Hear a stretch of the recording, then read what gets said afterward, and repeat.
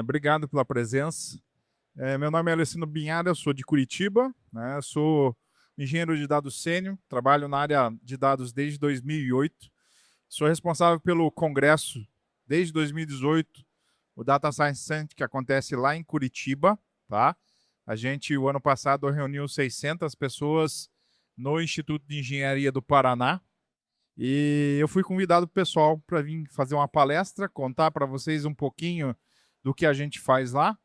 E como o tema aqui do evento é segurança, eu trouxe um tema sobre IA privada, né? E com data lake houses soberano, né? Porque não adianta nada a gente ter IA para todo lado e a gente ter problemas de segurança nesse sentido, tá? Então, quem quiser conhecer o nosso congresso, tá aí o site, vai ser em outubro, tá? O ano passado nós tivemos mais ou menos 120 palestrantes, 4 salas simultâneas, pessoas do Brasil inteiro participaram, mesas redondas, painéis de debate, várias áreas, né? E grandes empresas participando ali com Microsoft, Google, Oracle e assim por diante, tá? Além disso, a gente tem um grupo de usuários que dá seguimento para esse congresso, então quem quiser participar pode se registrar. A gente promove mensalmente encontros no Instituto de Engenharia. Essa semana nós vamos ter uma palestra da Cloudera sobre a revolução da IA privada, né? A gente tem um workshop de IA que a gente promove para as empresas locais ali, tentando evidenciar os problemas que a gente encontra com a parte de implementação de empresas no IA.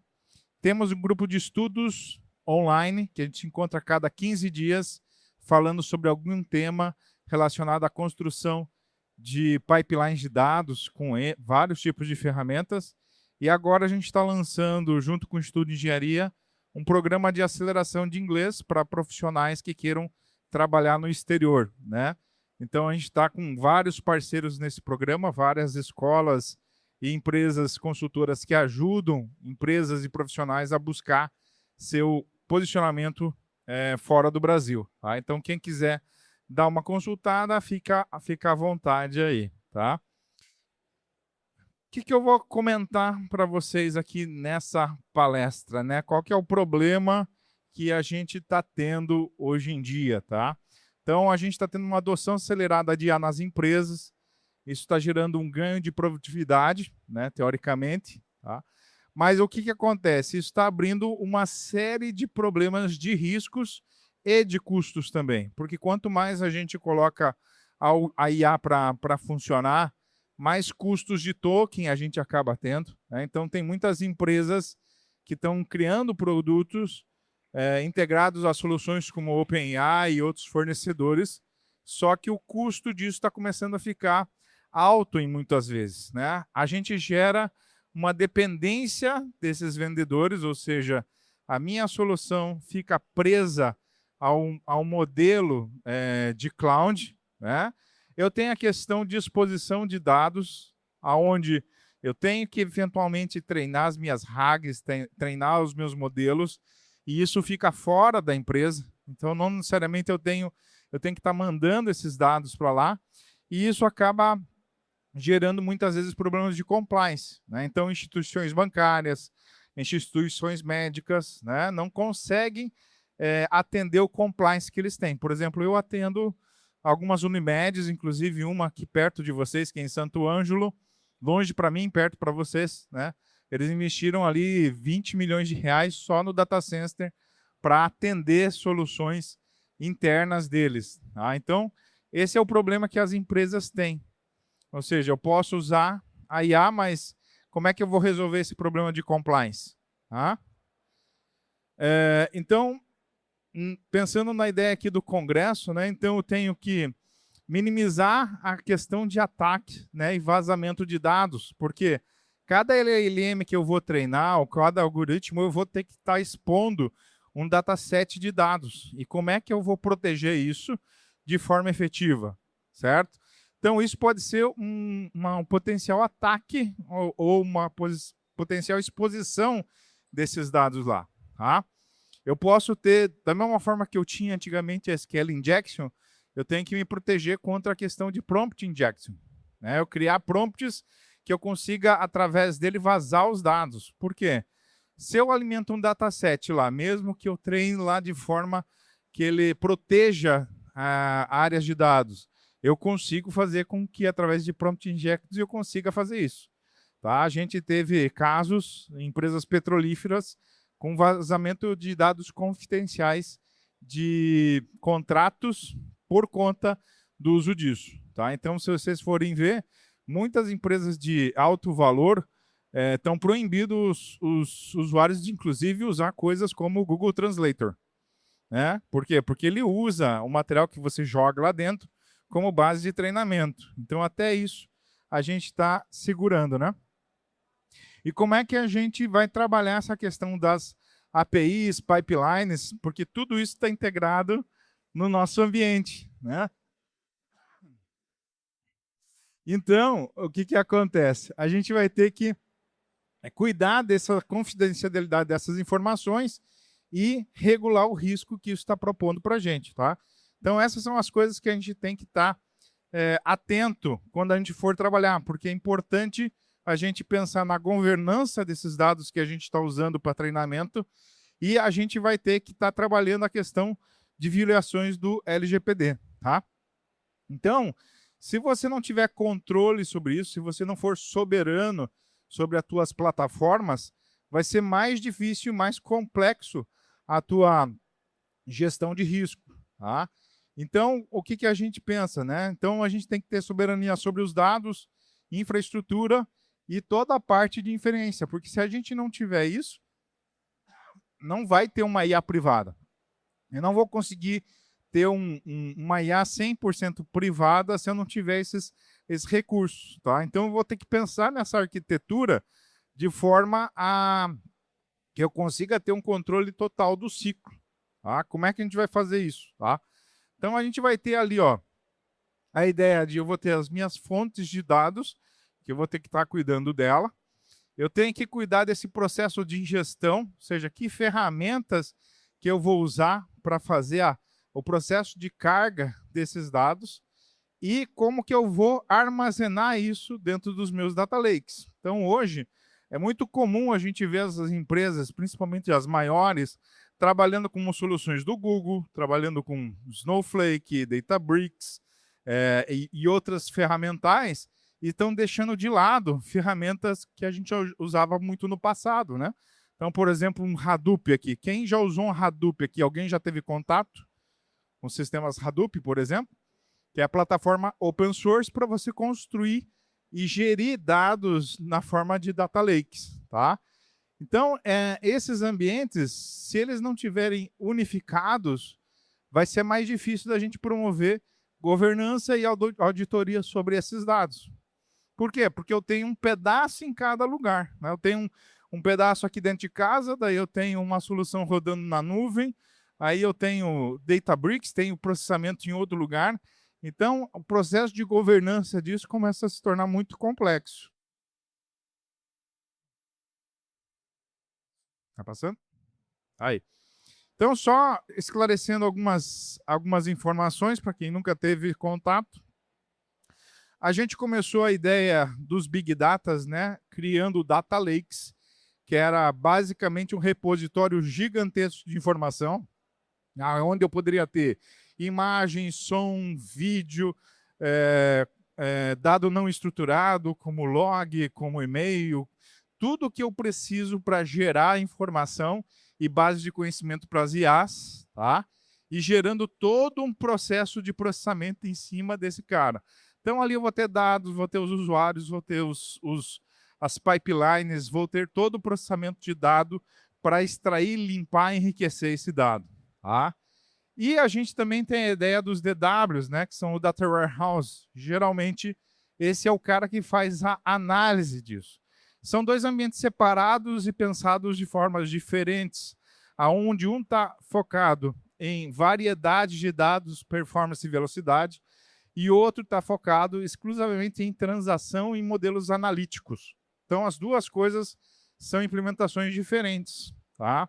E o que se fala hoje? Hoje já se fala, e muitas empresas estão buscando o modelo de Lake House, que é o quê? É exatamente a unificação desses dois modelos. Num Data Lake, eu não consigo fazer, por exemplo, de forma fácil, um processamento online ou transacional.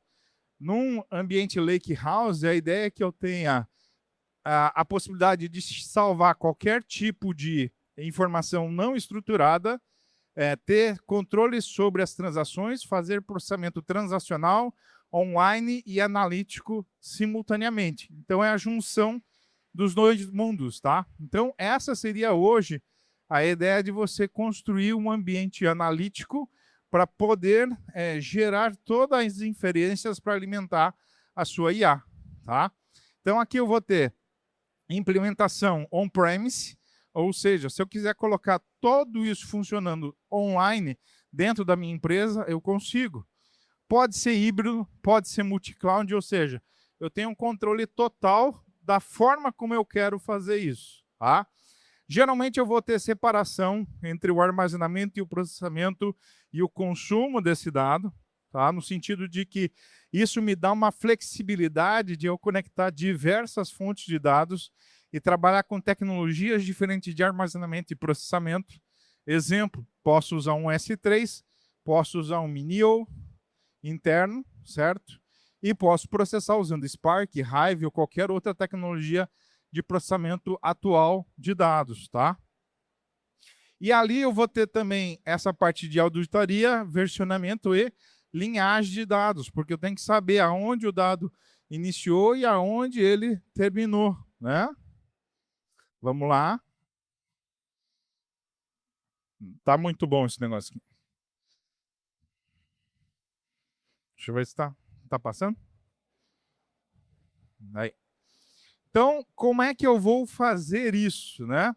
Então, hoje está muito em voga você, por causa da questão muitas vezes de marketing, né? Mas ainda assim, hoje em dia, a Cloudera, que é hoje a fornecedora principal de Hadoop, é provavelmente o primeiro player ainda em fornecimento de dados e infraestrutura de Big Data, né? Então, por exemplo, todos os bancos praticamente têm Hadoop instalado, Serpo tem Hadoop, instalações gigantescas.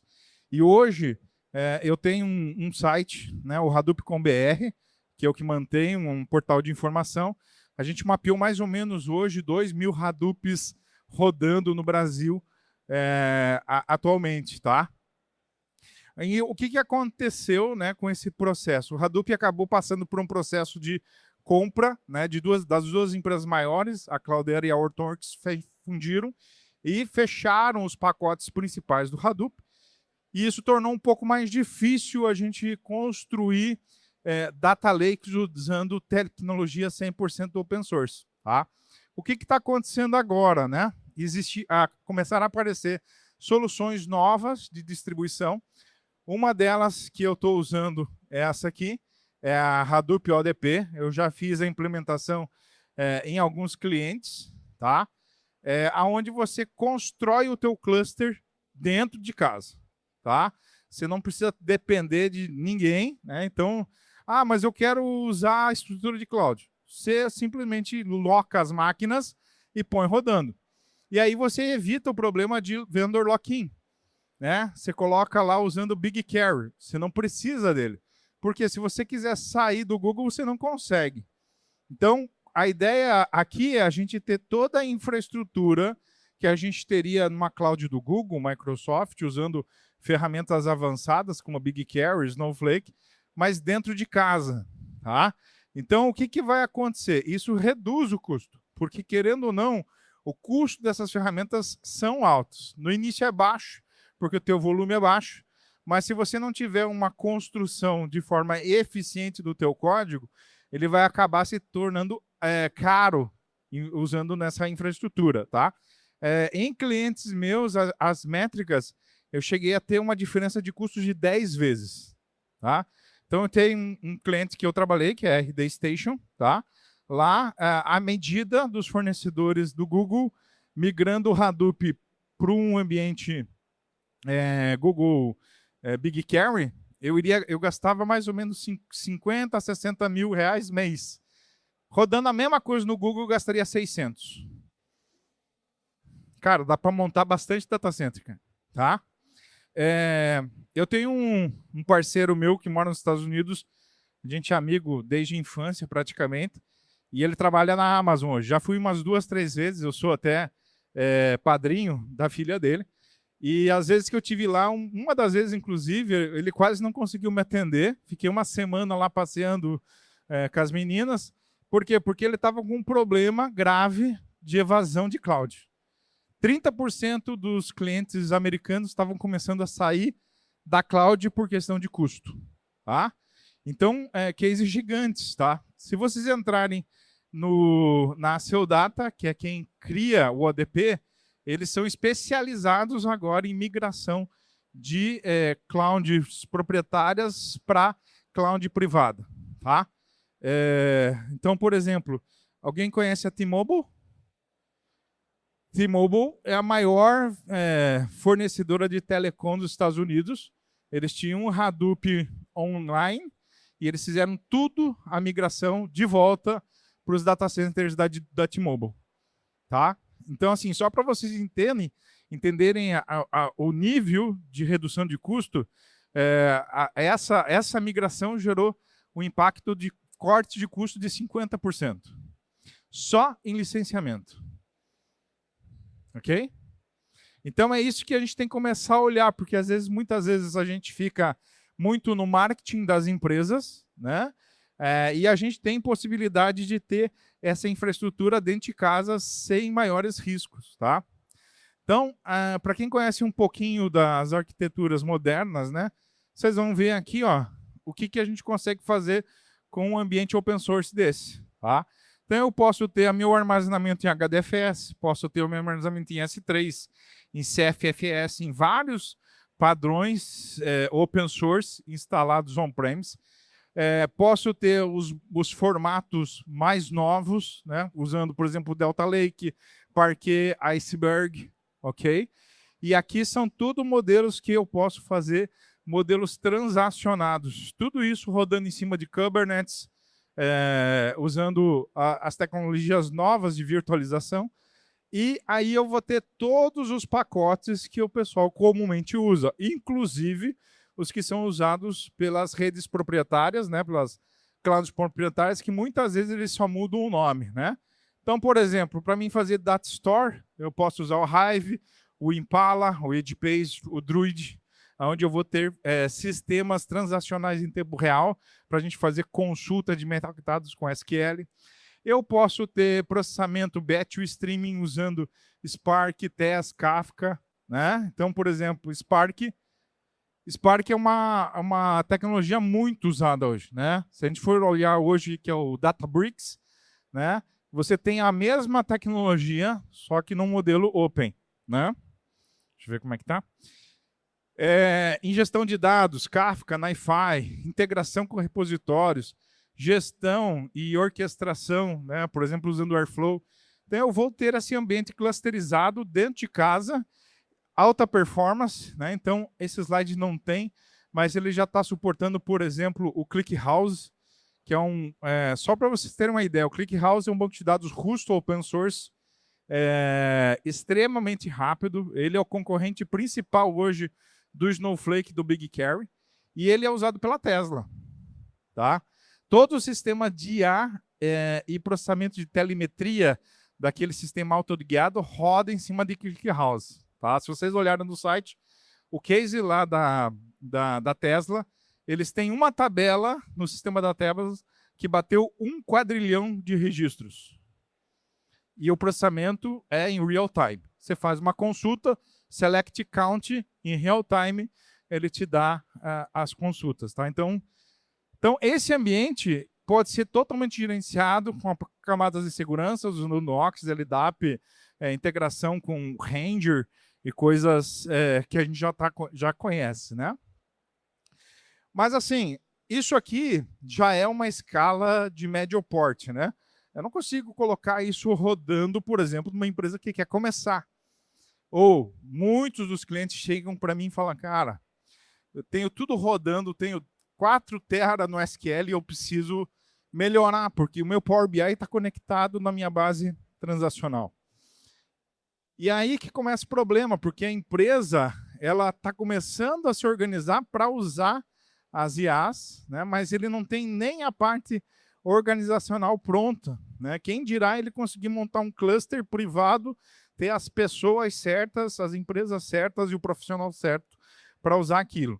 Então, o que eu tenho usado, a Unimed Nacional usa esse ambiente, existem várias empresas grandes de porte aqui, por exemplo, a Ecovias do Paraná usa para previsão de manutenção, é esse sistema aqui, Gaio DataOS. Ele é open source, você pode baixar, instalar, rodar, usar, ou você pode contratar o serviço deles, né, para você ter um ambiente de produção clusterizado. Ele é baseado no ClickHouse e ele traz todo o ambiente que a gente teria num Hadoop, só que rodando numa máquina local.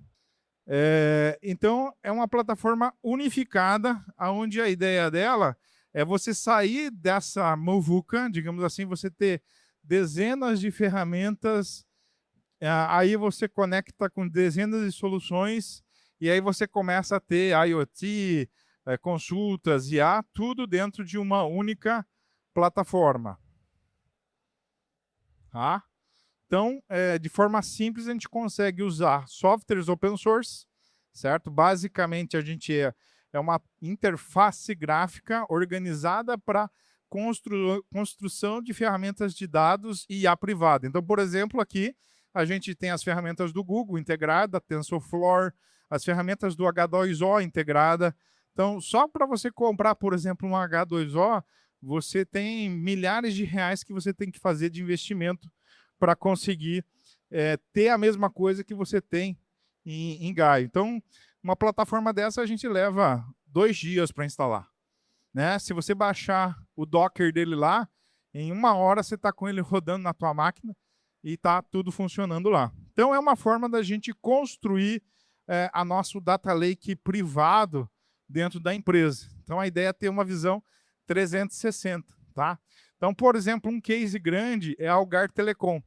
A Algar Telecom usa esse Gaio. Tá? Eles começaram com 2 projetos e, em vez de eles terem um silo, né, onde você tem uma equipe de ciência de dados e gera uma fila de pessoas da empresa querendo produtos de dados, eles começaram a treinar as pessoas em cada time de negócio e usar a plataforma. Tá? Hoje eles têm 150 pessoas dentro da Algar Telecom treinadas usando essa plataforma e desenvolvendo aplicações de dados em tempo real para consumos de dashboards inteligentes. Tá? Então, essa aí é uma sugestão. Tá? E aí, a gente tem isso aqui, né? Tudo está interconectado. Fonte de dados, lakehouse, dados, API, modelos. Tá? E aí, eu falei bastante do Data Lake soberano, aí, né? Como é que você constrói essa infraestrutura. E aí, como é que você vai colocar a IA de forma performática, com baixo custo, dentro da tua infraestrutura. Então, existe agora um cara chamado Multicortex, que foi construída pelo Cabelo, né, o Alessandro Faria. Ela é uma distribuição Linux performática, tá? Com pacotes e kernel otimizados, onde ele consegue te dar uma performance 50% melhor. Então, por exemplo, se hoje você gasta R$100 de OpenAI para fazer determinado processo na tua empresa, usando esse cara, você vai gastar menos de 50. Tá? Em alguns casos, a gente conseguiu 70% de economia, rodando dentro de casa. Tá?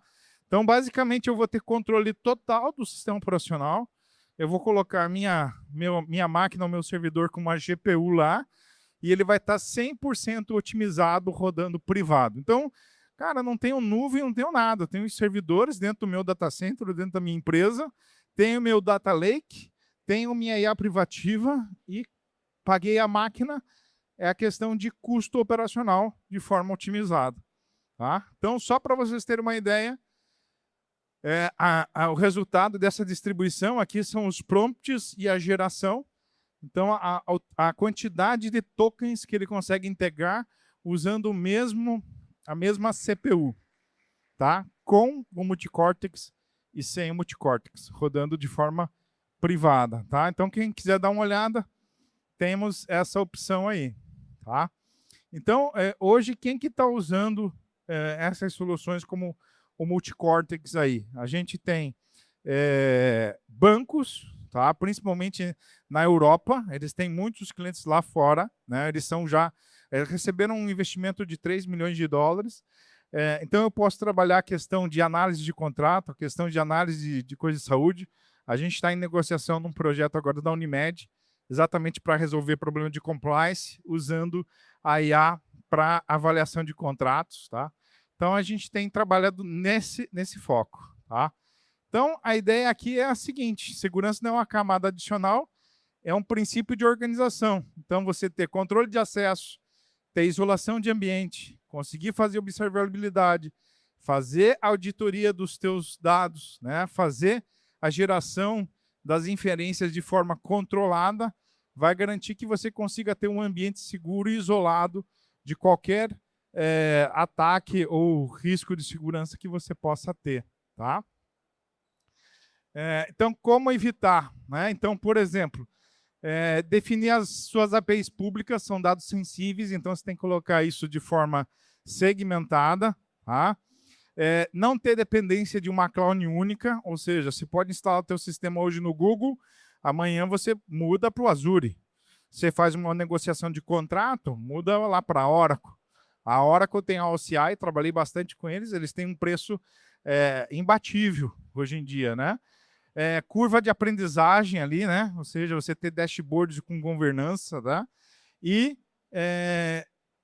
você consegue fazer POCs hoje em dia com essas ferramentas sem ter um custo muito exagerado. Tá? Então, essas que são as ideias aí. Tá? Estou indo para o final da minha apresentação.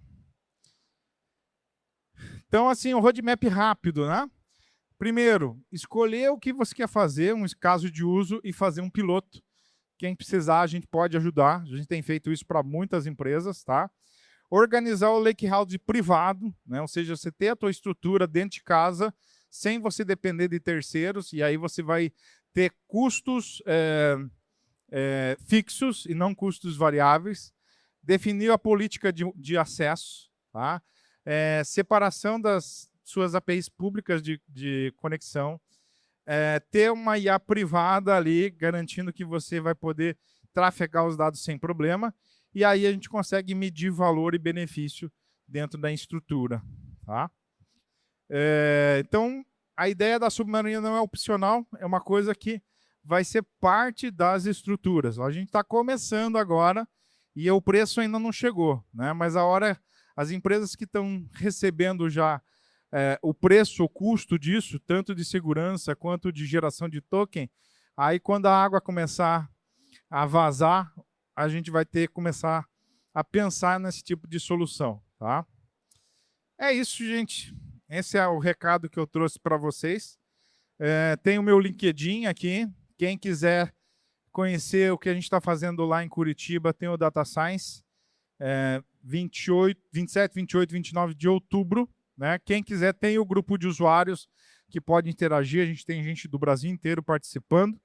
E estou à disposição aí de quem quiser conversar sobre o assunto. Tá bom? Acho que deu meu tempo. Obrigado, gente. Até a próxima.